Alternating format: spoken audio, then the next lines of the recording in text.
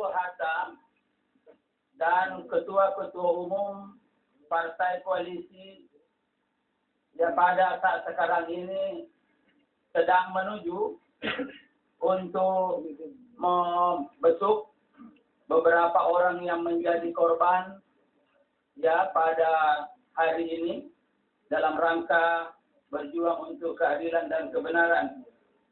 Oleh karena itu, saudara sekalian, maka kami semua mewakili untuk menyampaikan sikap koalisi Merah Putih terhadap putusan Mahkamah Konstitusi pada malam hari ini.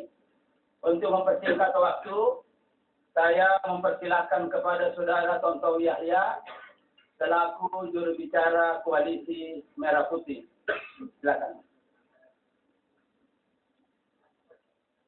Terima kasih Bapak Idris Marham. Bapak-bapak sekalian.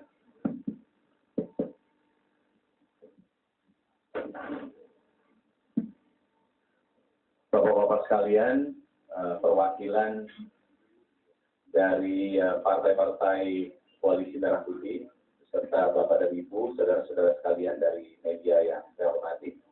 Assalamualaikum warahmatullahi wabarakatuh. Salam sejahtera bagi kita sekalian.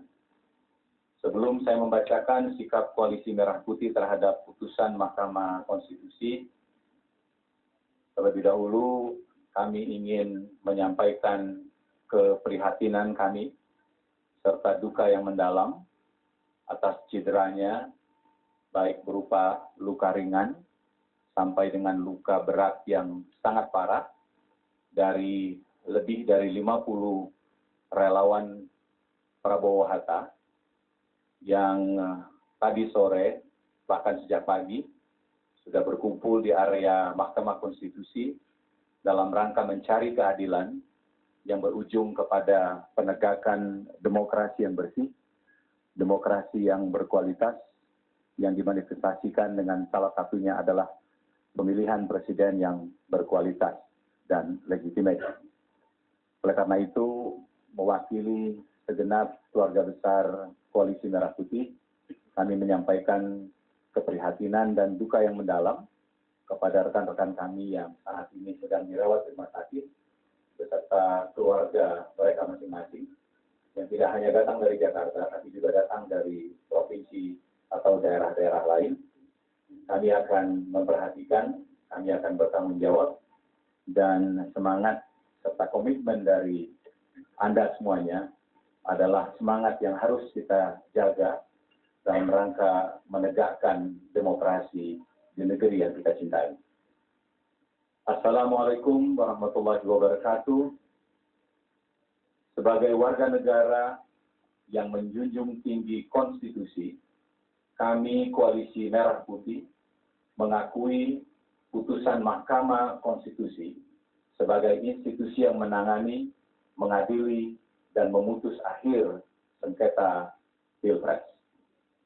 Kami mengikuti selama kurang lebih 2 minggu ini proses persidangan MK, telah menghadirkan sejumlah saksi fakta dan keterangan ahli yang menjelaskan telah terjadi kecurangan dan ketidakadilan dalam Pilpres 2014. Barang bukti dalam jumlah besar dari sumber-sumber yang otentik telah kami sampaikan kepada MK untuk menunjukkan bahwa Pilpres 2014 telah dinodai kecurangan yang dalam pandangan kami bersifat terstruktur, sistematis, dan masif. Sistem dan proses persidangan MK ternyata tidak mengindahkan pembuktian secara mendalam, demikian pula tidak dapat mengungkap keterangan saksi yang jumlahnya jauh lebih banyak dari yang disetujui. Atas proses itu, putusan MK, meskipun bersifat final dan mengikat, belum tentu mencerminkan kebenaran dan keadilan substantif bagi rakyat Indonesia. Kami menilai putusan MK terhadap gugatan tim Prabowo Hatta tidak mencerminkan keadilan substantif, sebuah esensi yang selama ini menjadi dasar pertimbangan putusan MK. Padahal, keadilan substantif ini merupakan hakikat penting dalam demokrasi. Kejadian ini menunjukkan masih banyak perjuangan kita untuk memperbaiki sistem pemilu ke depan. Kami menegaskan akan terus berjuang bersama rakyat dan barisan koalisi Merah Putih untuk memajukan kepentingan bangsa dan negara. Langkah-langkah hukum lain yang masih berjalan tetap kita kawal, demikian pula langkah-langkah politik ke depan. Kepada para pendukung dan pemilih pasangan nomor 1, pasangan Prabowo Hatta, kami ucapkan terima kasih dan penghargaan yang setinggi-tingginya atas kepercayaan, dukungan, dan doa. Kami sungguh dapat merasakan kekecewaan saudara-saudara atas proses pilpres yang terjadi. Namun percayalah, kepercayaan saudara-saudara tidak akan kami sia-siakan. Perjuangan terus kita lanjutkan untuk kebangkitan Indonesia. Indonesia yang kita cita-citakan dan menjadi tujuan para pendiri bangsa adalah Indonesia yang bersatu, berdaulat, adil, dan makmur. Kita tidak akan pernah membiarkan satu detik pun perjuangan para pendiri bangsa itu dikhianati. Kita ingin jadi bangsa merdeka yang berdiri di atas kaki sendiri.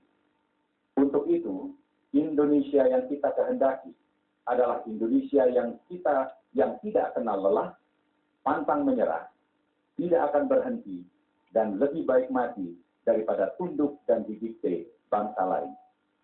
Saat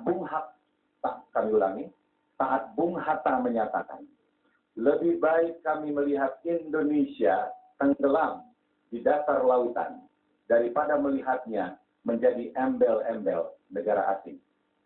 Kita kenal proklamator Muhammad Hatta sebagai cendekiawan yang lembut, tapi begitu menyangkut kedaulatan, beliau mengucapkan kata-kata yang kekar. Proklamator dan Bapak Bangsa Bung Karno menyatakan hal serupa. Lebih baik makan gaplek tapi merdeka daripada makan bistik tapi gudang. Kutipan itulah yang memacu kami untuk bertekad terus memperjuangkan martabat dan kedaulatan rakyat Indonesia. Kecintaan kami pada negeri ini mewajibkan kami untuk terus mengawal dan berkontribusi untuk bangsa dan negara walaupun berada di luar pemerintahan. Kami tidak akan membiarkan bangsa ini dikendalikan segelintir orang. Rakyat Indonesia melalui wakil-wakilnya di lembaga perwakilan, DPR, MPR, DPD, dan DPRD akan terus mengawasi pemerintahan sebagai kekuatan penyeimbang.